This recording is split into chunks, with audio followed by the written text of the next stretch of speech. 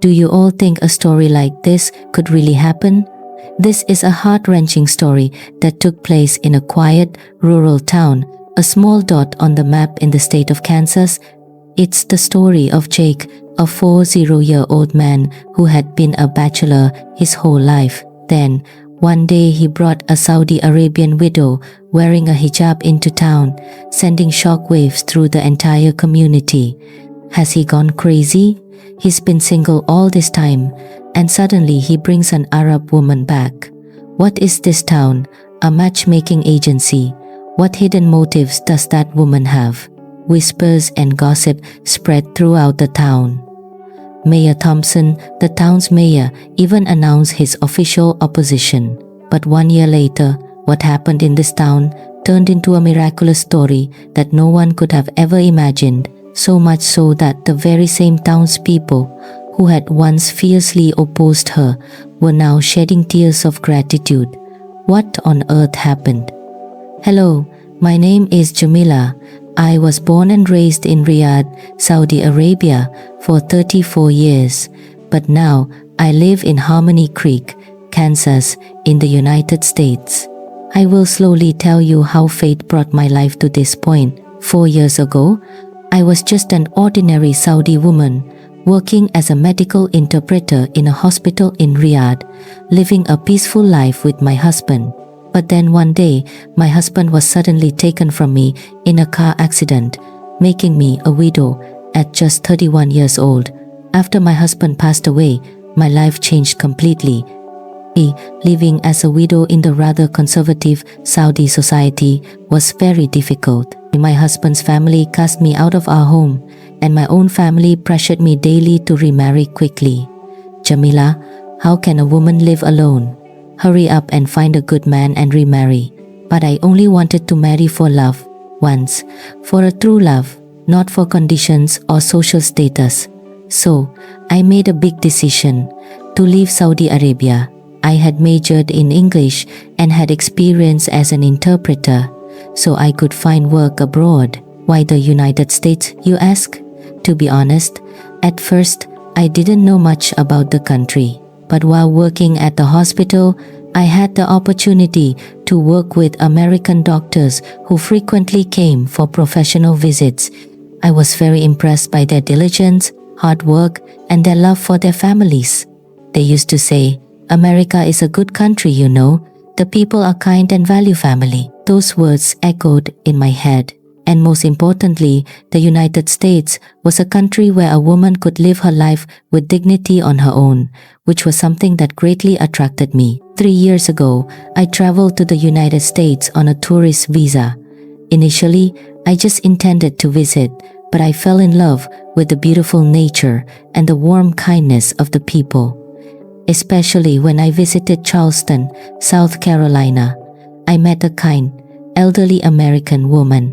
Her words are still etched in my heart. "Oh honey, you're traveling all by yourself. You must be exhausted. Do you like our food here?" That woman, even knowing I was a foreigner and of a different faith, treated me like her own grandchild. It was then that I first thought I wanted to live in the United States. After returning, I applied for a work visa and started a job at a trading company in Chicago, working as an interpreter coordinating with clients in the Middle East. I lived in Chicago for about a year and a half. My career was going well, but deep down, I felt something was missing. I wasn't experiencing the warm, genuine American kindness I had dreamed of in the bustling metropolis, until one day, the company gave me an opportunity to work on a project out of state. It was a project connecting agricultural exporters in the Midwest with buyers from the Middle East, and that was the first time I traveled to Kansas a year and a half ago. The first day I arrived in Kansas, I was deeply impressed. The fields of corn and wheat, stretching as far as the eye could see, with the rolling hills in the distance, were so beautiful. It was like an oasis from my childhood memories. My fateful journey began when I went to handle some business at the agricultural cooperative in town. Jake was a 40-year-old bachelor who ran a repair shop for farm machinery. After graduating from high school, he had stayed in his hometown and taken over the business from his father. That day, as I was about to leave the co-op, it suddenly started pouring rain. I stood under the eaves to take shelter. Suddenly, Jake, who was at his shop across the street, ran out, holding an umbrella. "Are you alright, ma'am? Here, use this." "It's okay, thank you so much," I said. At first, we were both a bit shy. Jake had probably never seen a foreign woman wearing a hijab up close before, but he was a perfect gentleman. "Where are you from? Here for work?" he asked. "Yes, from Chicago. I'm here on business related to agricultural exports." Our conversation started naturally. Jake knew I was from the Middle East, but showed no signs of prejudice. On the contrary, he showed interest and asked about Saudi Arabian culture. "It must be pretty hot in Saudi Arabia. How do you find the weather here in Kansas?"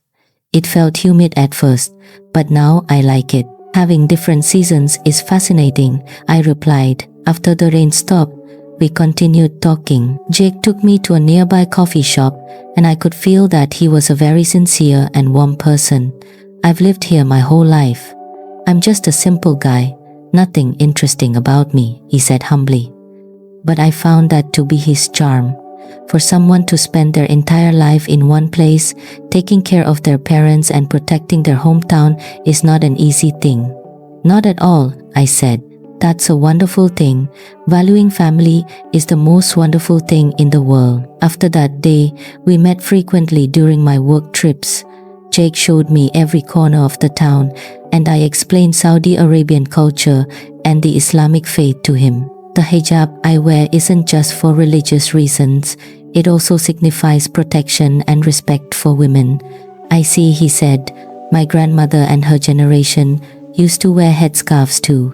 I guess it had a similar meaning. Jake was a very understanding person. When he learned that I had to pray 5 times a day, he would help me find a quiet place, and he always chose restaurants that didn't serve pork. After I returned to Chicago, we kept in touch every day. After 3 months, we both realized we had special feelings for each other. "Jamila, I don't know if I should be saying this, but I really like you," he confessed. When I heard Jake's confession, I was sure of my own feelings as well. I had fallen in love with him, but it wasn't an easy path. We were different in religion and culture, and Jake was a small-town guy who had never left his hometown. My mom would be shocked. She probably never imagined having a foreign daughter-in-law. Jake worried, but I had made up my mind. "I want to meet her," I said. "I want to go and greet her myself." And so, I traveled to Jake's home in Harmony Creek, a small farming community with about 30 houses. I still remember the day I met Martha, Jake's mother, vividly. "Jake, who is this?" His mother looked very confused to see her son bring home a foreign woman in a hijab. "Mom, this is Jamila, the woman I told you about." "Hello, ma'am. My name is Jamila," I said, nodding politely. But her expression was clearly one of bewilderment. "What is this, Jake? How could you just bring a foreigner home like this?" But fundamentally, his mother was a kind person. Although she was still in shock, she prepared a room for me and made dinner to welcome me. "You've come a long way. You must be hungry. I don't know what you like to eat." I was so touched by the meal his mother had prepared with such care. Even though she was still uncomfortable, her willingness to welcome a guest made me feel the kindness of the American people. But the real problem was the reaction of the townspeople. The next morning, Jake and I went for a walk through the town, but every pair of eyes was fixed on me, as if I were some strange creature. "Who is that woman? Where did Jake find her?" The whispers followed us everywhere. Some of the older women even gathered to stare openly. The strongest opposition came from Mayor Thompson. "Jake, do you think just because you're a bachelor you can bring anyone you want into this town? Have some respect for our community's reputation." The mayor showed his opposition clearly. What is a foreign woman going to do in our town? Or does she have some other hidden purpose? Mrs. Gable, the president of the community league, felt the same. Jake's mother must be having a hard time having to accept a foreign daughter-in-law like this. But I didn't give up. Every morning, I woke up early to help Martha in the garden and walked around the village to greet the townspeople. Good morning, my name is Jamila. It's nice to meet you all. Even though my English carried an accent, I tried my best to communicate. The first week was very difficult. Most of the townspeople were still suspicious of me because a foreigner who practiced a different religion and had a different culture had suddenly appeared, but I slowly tried to open my heart to everyone. Every morning, I would wake up at 6 a.m. to help Martha with her vegetable garden. At first, I didn't know how to do anything, but she patiently taught me one thing at a time. You have to do it like this, so the weeds don't grow. Thank you, Martha, I'd say. I put my heart into everything. Even though farming was something I'd never done in Saudi Arabia. I wanted to be accepted by Jake's family. Then, a major event occurred after about 2 weeks. Mr. Henderson, the oldest man in the town, suddenly fell ill. He lived alone, and that morning, he collapsed unconscious in his front yard. I was the first one to run over because I had taken a basic first aid course when I was a medical interpreter. I quickly checked his pulse and breathing. Luckily, he was still conscious, but his blood sugar was dangerously low. Call 911 quickly and someone help me get some orange juice or something sweet, I commanded while performing first aid, as the other townspeople stood there, stunned and unsure of what to do. Mr. Henderson, can you hear me? I held his hand and kept talking to him to keep him conscious. It took about 20 minutes for the ambulance to arrive, and during that entire time, I was the one taking care of him. Thankfully, by the time he got to the hospital, he was safe. After that day, the way the townspeople looked at me changed completely. Mrs. Gable, the president of the community league, walked up to me. Jamila, if it wasn't for you, Mr. Henderson would have been in real trouble. Thank you so much, dear. The mayor did too. I must have misunderstood you. Thank you, truly. From then on, the townspeople began to open their hearts to me, one by one. Another woman taught me how to bake a proper apple pie, while one of the men taught me how to use some farm tools. Jamila, if you're going to be a Kansas wife, you have to know how to bake a good pie. Yes, ma'am, I'll do my best to learn. I was eager to learn everything, from local cooking to farming. Even though these were things I never dreamed of doing in Saudi Arabia, I was very happy, especially when the older ladies taught me about American traditions and culture. 6 months passed, and I became a complete part of the community. I participated in town potlucks and helped other families during the harvest season. But then, a great test arrived. Just as Jake and I were seriously considering marriage, my family came to the United States. My father and brother came to take me back. Jamila, what have you done? You're coming back to Saudi Arabia with me right now. My father was furious. He could not accept his daughter marrying a man who was not a Muslim. Father, I love Jake, and I am very happy here. Happy? You must have truly lost your mind. A fierce argument broke out, and soon the whole town knew about it. And that's when something amazing happened. All the townspeople came out to defend me. The mayor walked up to my father and said, Jamila is an important part of our community. Do you know what a kind and hardworking person this young woman is? Mrs. Gable stepped in to add, since Jamila came here, she has helped our town so much. The one who saved Mr. Henderson's life was Jamila. Even Mr. Henderson himself came out to speak. This girl saved my life. She is like a real granddaughter to me. All the townspeople spoke in one voice to protect me. Jamila is one of us.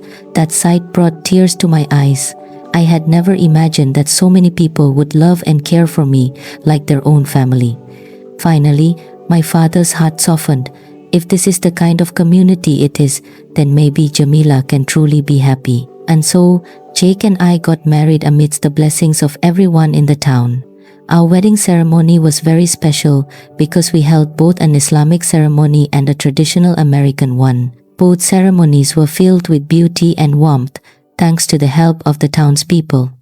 Jamila, dear, you're finally my daughter-in-law for real, Martha said as she hugged me, tears of joy streaming down her face. 1 year after our marriage, I am now very happy. The townspeople have fully accepted me as a member of their family, and I feel that this is my true home, especially earlier this year when we had some good news. I am pregnant. Martha, I'm pregnant. Martha was so overjoyed she couldn't contain her excitement. Really? We're going to have a grandchild. Everyone in town came to congratulate us, especially the older women who took special care of me. Jamila, a pregnant woman has to be careful about this and that. I am now 7 months pregnant. The little one who will be born will be a beautiful child with both American and Saudi blood. We have already picked out names. If it's a boy, he will be Hassan. If it's a girl, she will be Hannah. These are names that have meaning in both of our cultures. These days, more tourists come to our town. After my story was shared, our town became known as a village of cross-cultural marriage. Wow, this is amazing. A Saudi woman living in rural America. Although tourists might see it as strange, I am now fully American. Every morning, I wake up, greet my mother-in-law, go to the garden to pick vegetables, to make a salad or stew. In the afternoon, I help out on the farm with the other women, or we sit around chatting. Jamila, you're a real Kansas farm wife now, they tease. Even though it's a joke, I feel very proud. And most importantly, I get to spend each day with Jake. Honey, was work tiring today? I'd ask. I'm the luckiest man alive to have such a capable wife, he'd reply. Every evening when Jake comes home from work, I have a delicious dinner waiting for him.